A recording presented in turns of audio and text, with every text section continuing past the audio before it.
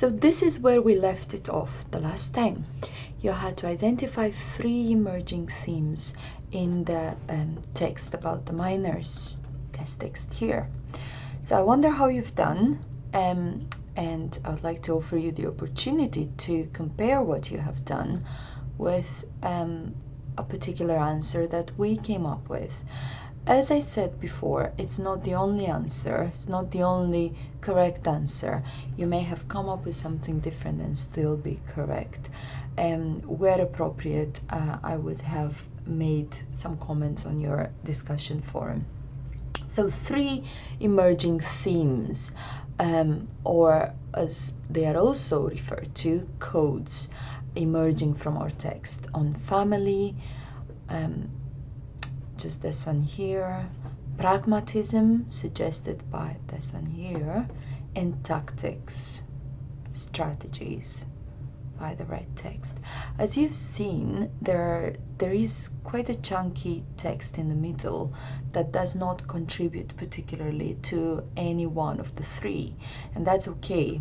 That's okay. You don't have to code everything. You have to look at everything in the text and just code whatever emerges, really. You must not force this analysis. Not if you do discourse analysis. There are other methods through which you can sort of force the text to fit your theoretical framework. But don't forget that this is an inductive approach of analysis, discourse analysis.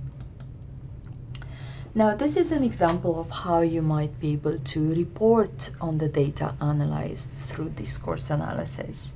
So take a couple of minutes to go through these examples.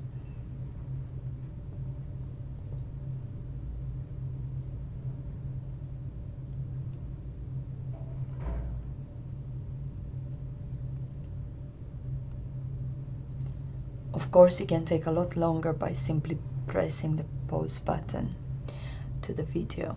Moving on to derivatives of discourse analysis. One is documentary analysis. Now, you would have probably heard about this more often than you have about discourse analysis. They're very similar, especially in research on management or business in general. Now, the difference between them is that with documentary analysis, you can also analyze like film footage and photographs. Whereas you can't do that with discourse analysis. Well, you could with film footage if there are people speaking, but you couldn't analyze, say, photographs with discourse analysis, and this is why you would need documentary analysis.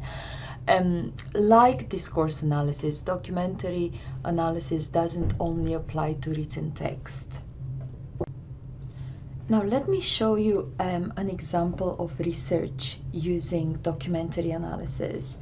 Now this is not to do with management. The reason why I've chosen a paper outside the area of management is that it uses photography and video footage as methods of data collection. Whereas no management research that I'm aware of does this. So if documentary analysis is used in a management research setting, it looks very, very similar with discourse analysis. So similar you'll probably not understand the difference. So it has to do with the stages we covered under discourse analysis, the coding, emerging themes from a written text, whether or not the original content is written or not. It's transformed into a written text through transcription, and then just the usual coding takes place.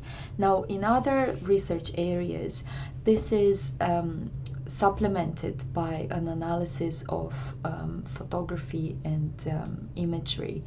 So this is one such research paper. So here on page 3, we would see, right, the participants are to take at least 3 photos illustrating various aspects of the neighborhood. And just the meanings attached to images are constructed. Okay, this is a list of participants, so on and so forth. So participants are given photo cameras and video cameras to capture their surroundings. Another derivative of discourse analysis is content analysis. I'm sure you've heard about it before, but you may think of it in the same way as discourse analysis, but they are quite different. They do deal with text and content and words rather than numbers. That's the only similarity. The difference is that content analysis is actually a quantitative data analysis. Okay, so text is analyzed in terms of frequency of the units of interest, so frequency of variables or frequency of relationships. So for example, how many people of a particular race are amongst the interviewees, or how many times a particular concept is used in interviews. So it aims to quantify the content of a document, and I will show you an example in a minute. Here is a paper by Jun and Kai on determinants of internet banking service quality, a content analysis. Now, internet banking is a popular topic amongst our MSc students for their dissertation, so I'm sure many of you will find it particularly relevant. So just going to page 6 at the research methodology. Right, the authors claim that they will use a critical incident technique. Nothing to worry about here. It basically means that they're looking at people's complaints or appraisals of the service, so their reviews of the service, which tends to be very positive or very negative. This is why they claim they use a critical incident technique to analyze, to collect and analyze data.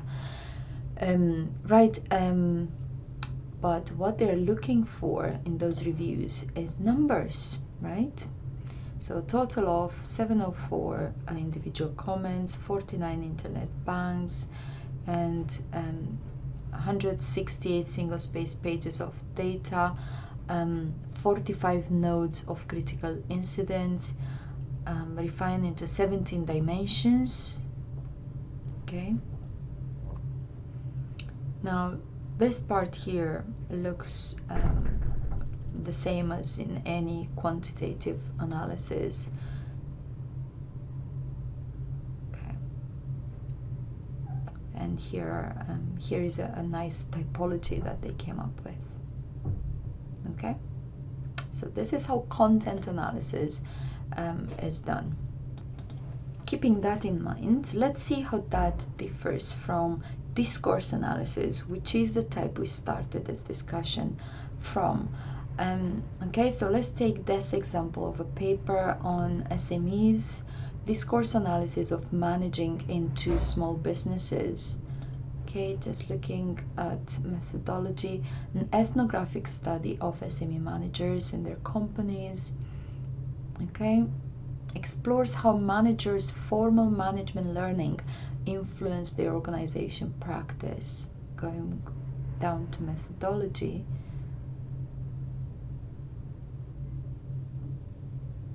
research design. Okay, being an ethnographic study, it is by excellence qualitative.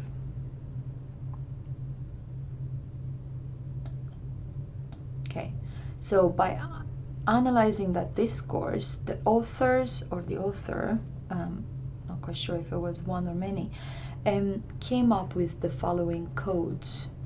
Okay, now remember that exercise you've done from the paragraph on the miners, on the UK miners, when you've identified 3 codes, 3 themes coming out of that text.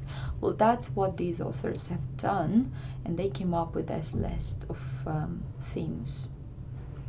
So they are giving us the list and then just exemplifying for each and every one of those concepts, starting with beliefs and identities. So then, in summary, We've spoken about one method of quantitative analysis, statistical analysis, and three very similar but different in some ways methods of analyzing qualitative data. Two of these methods are analyzing that qualitative data qualitatively, so looking at the meanings behind the words, meanings behind the attitudes, so on and so forth. But the third one, content analysis, is different because it analyzes qualitative data quantitatively. So it counts frequencies in the same way in which statistical analysis does to numbers.